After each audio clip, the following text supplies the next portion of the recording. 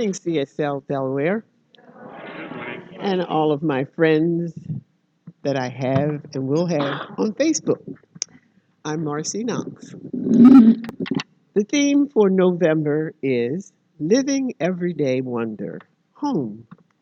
The topic for today is Roots and Wings. Our first inspired reading today is from Ernest Holmes.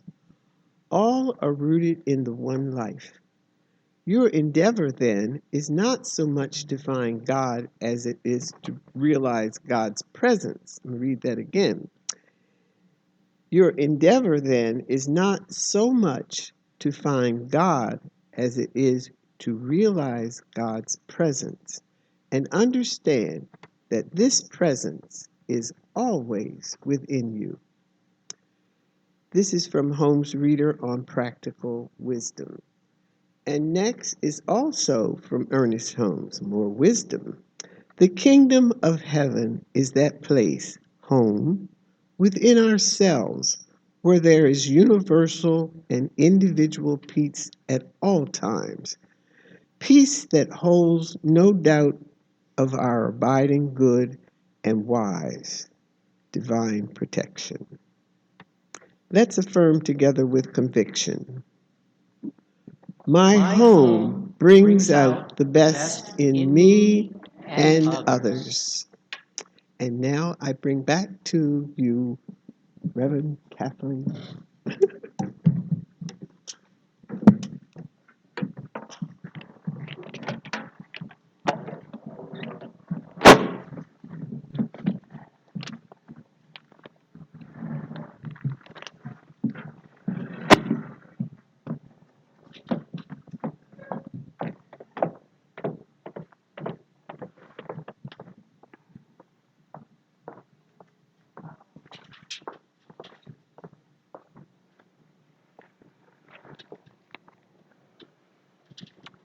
Living everyday wonder, home, home.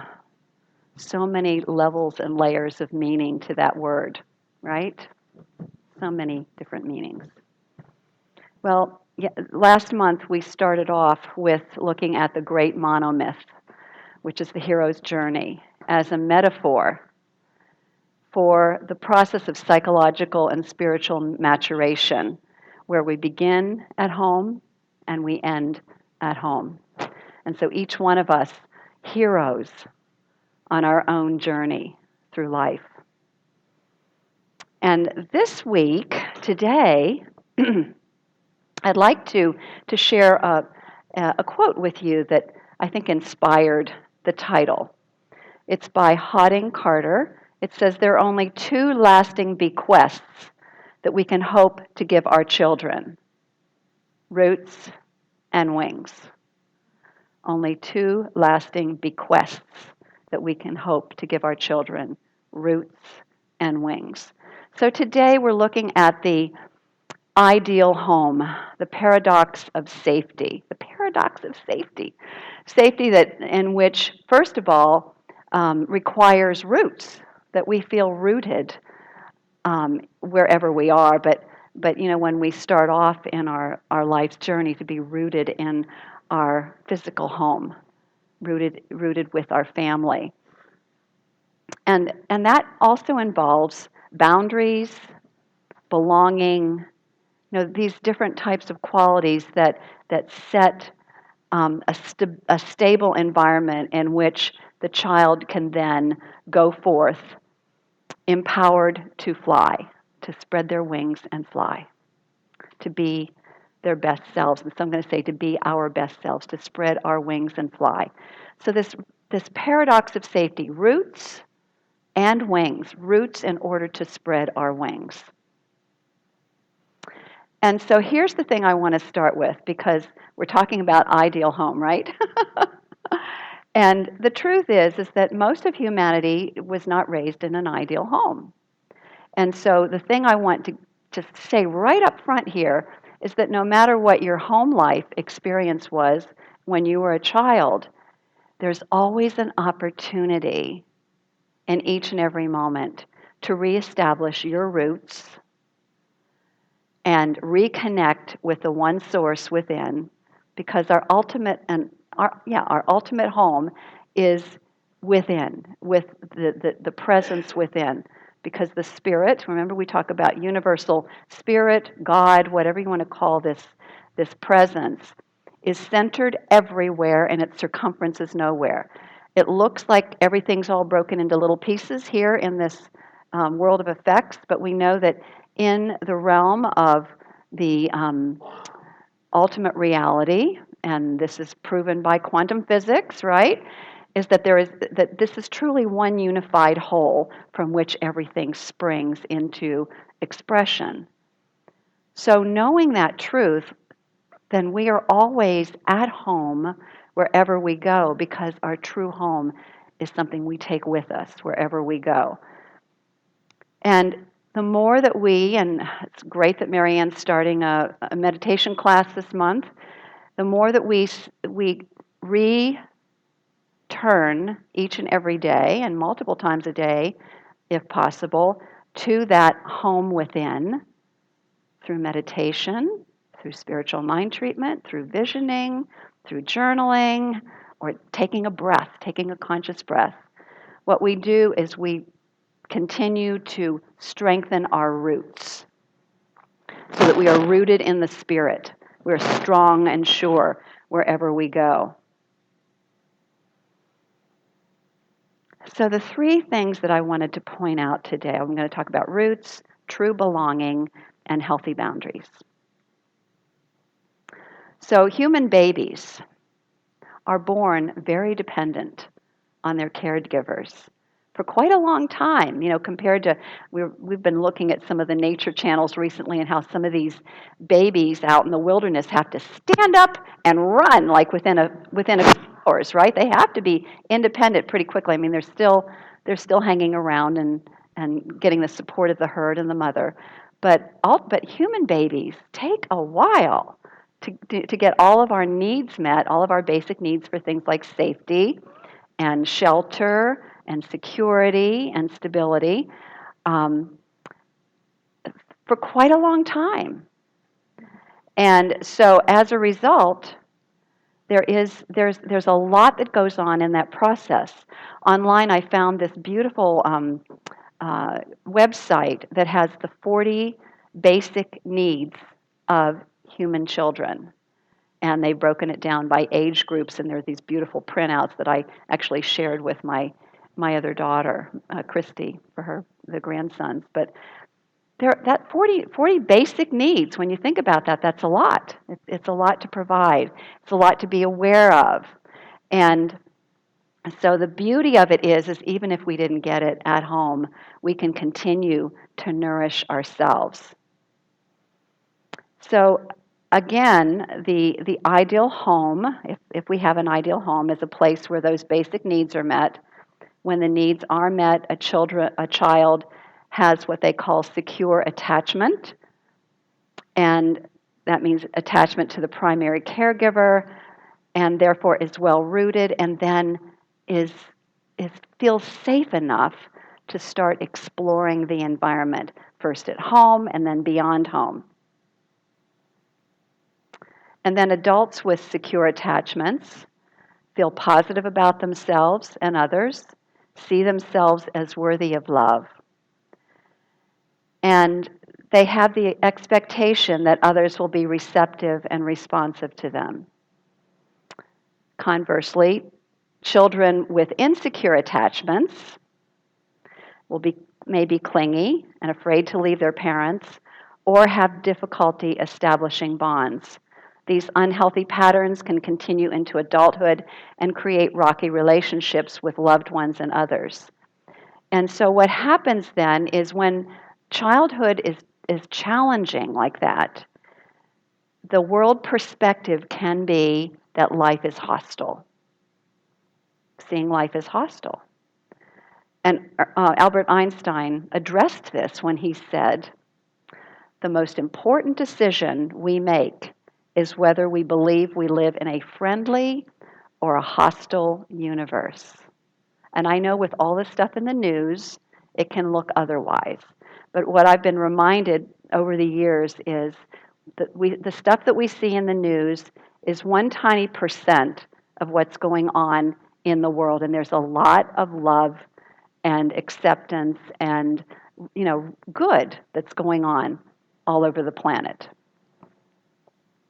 So again, the most important decision. So just take a moment right here and right now and decide, what is it you decide? Do you decide to see the universe as hostile or as friendly? Because that makes all the difference in how you experience life.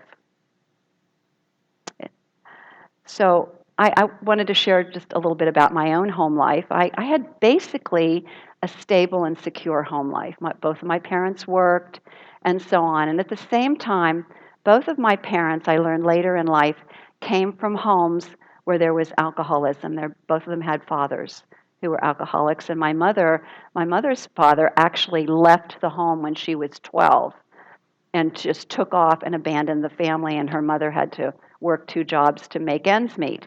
So my mother, we found out toward the end of really almost before she made her transition, she sent us a letter and described her childhood, and it was very traumatic for her and explained a lot of things to me about some of the ways in which she related.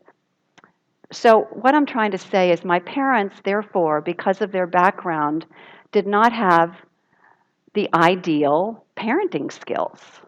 There were some things that were actually pretty scary for me as a child, and so I kind of went through life feeling like life could be there were some good parts, but it could be unsafe. So I was on guard a lot. When I look back at my childhood and see how I kind of went through life, I mean, I was successful and I got the good grades and all that kind of thing, but there was always this kind of guardedness that I felt. And then I heard about parenting education. At age 12, I decided I was going to do it differently than my parents when I had children. So I took like 10 years of parent education, and I was a parenting facilitator and learned all of the parenting techniques because I wanted to give my daughters roots and wings and an environment where that happened.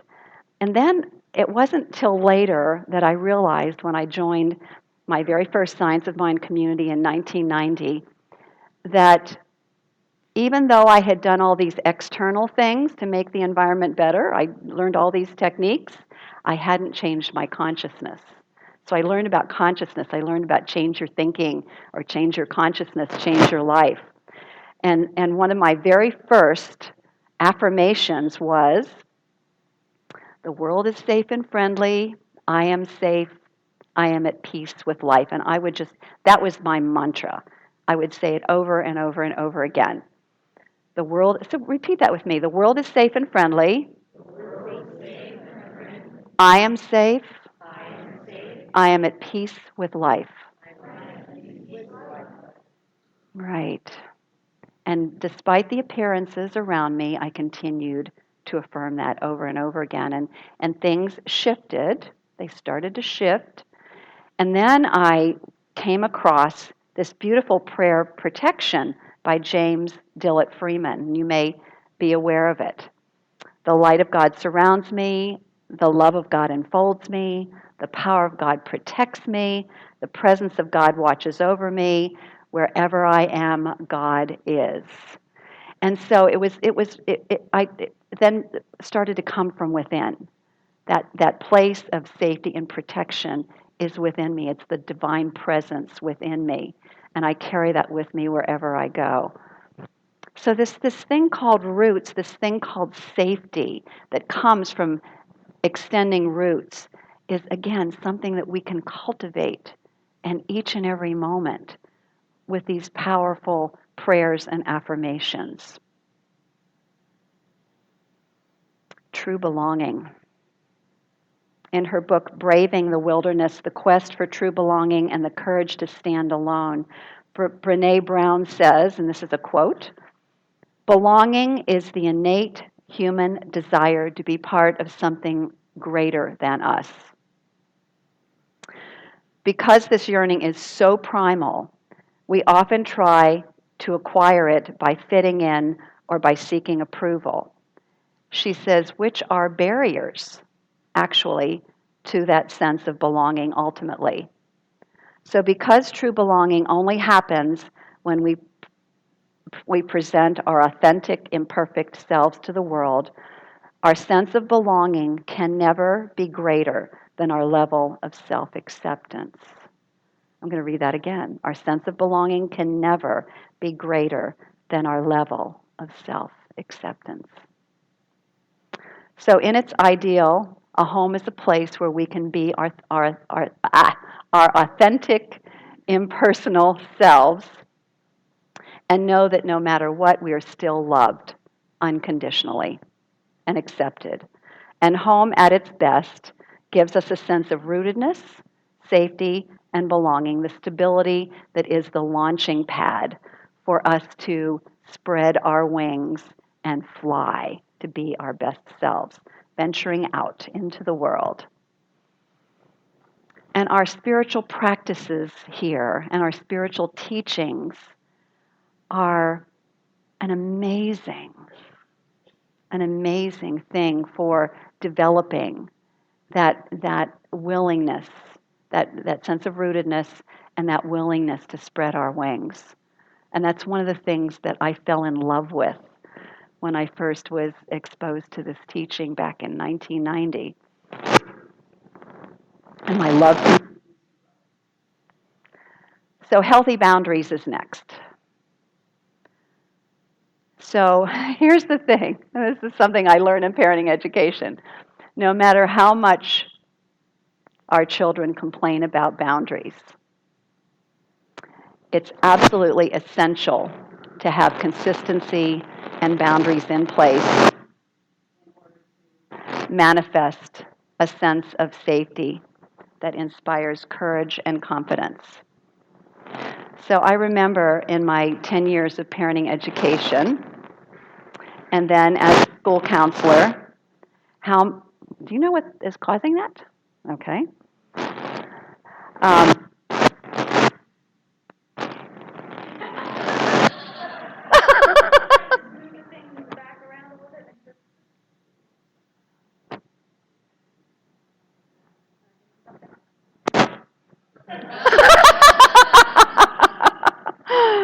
Oh, so let's go back to 10 years of parenting education. That was such a mind-expanding period for me because the parenting education that I was involved in actually is the thing that got me into science of mind, believe it or not, because I learned about choices and consequences, that punishment was not the way to go. That there were choices and there were consequences. So children learn best by natural consequences, if possible, or some that you design. So the whole idea is that children develop when there's freedom within limits. And the boundaries are much smaller when they're younger and then continue to expand as they grow. That was one. And so I was thinking about rivers, how rivers need banks, right? In order to move along safely. And when they go over their banks, that's when chaos starts taking place all around the area. So having banks within which the river can flow freely is a very powerful thing and then make its way out to sea. It's the same thing with children. It's the same thing with us as adults, is that having some boundaries, healthy boundaries, is absolutely essential for us in order to feel a sense of well-being and safety and also a place from which we can truly fly. So again, there's that paradox again. Freedom within limits or boundaries is the formula for safety and freedom. So I was thinking about spiritual mind treatment. And this is something that my teachers taught me and that I've passed on to the others. That when we learn spiritual mind treatment, there's a formula. And this is our form of prayer for those of you who are new to our teaching. There's a 5-step formula, and there's also some preparations that you do by identifying the purpose, the qualities of God, and even maybe a new mental equivalent is what we call it, in other words, a new vision for your life. And then there are 5 stages of treatment that go along with it. And so what happens is it can feel a little mechanical to people when they first learn it. But what I tell them is master the steps, master the process, and then it's just like when you learn to play piano. You have all your classical piano that you learn, and then once you master it, then you can become a jazz pianist. And we do the same thing with spiritual mind treatment. It helps us to become really rooted and grounded in the principles, so that when we pray, it's much more open and creative, and that creative flow moves through us.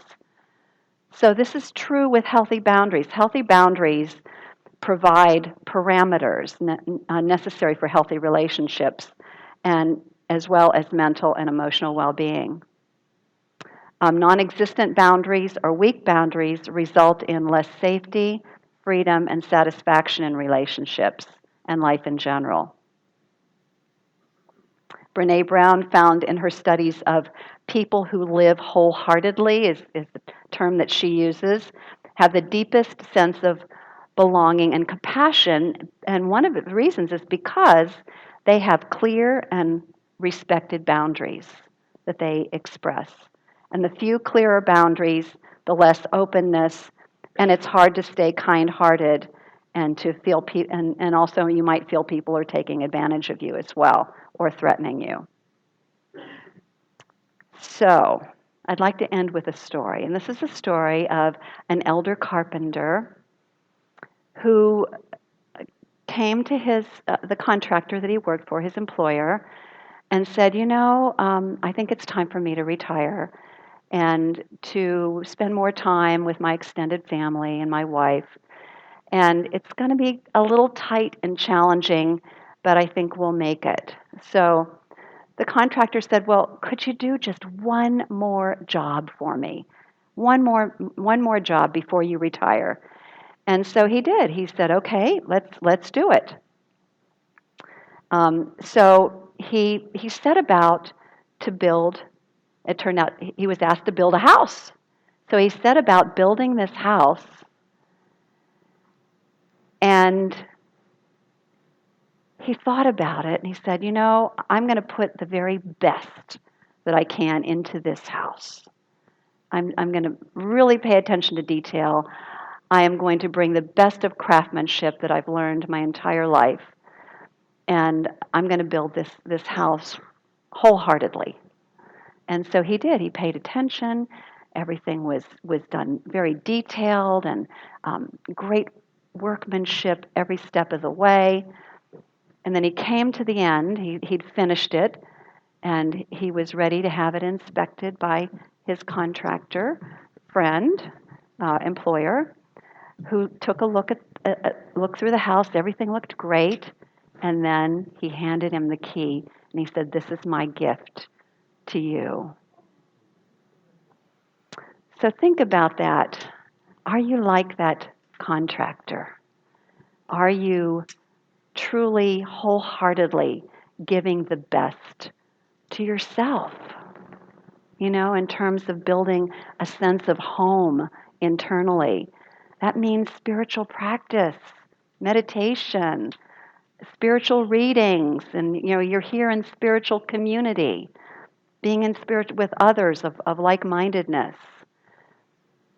Because as we do this, and those of us who've been here a long time and have been really rooted in this teaching know that we can develop that deep sense of home, a sense of home that we can take with us wherever we go. And that means whether we're at home, our physical home, or whether we are here at home in spiritual community. And for this, I am so grateful. I'm so grateful to every one of you who call this community home. It's wonderful having every single one of you as part of my family. Thank you so much. and namaste.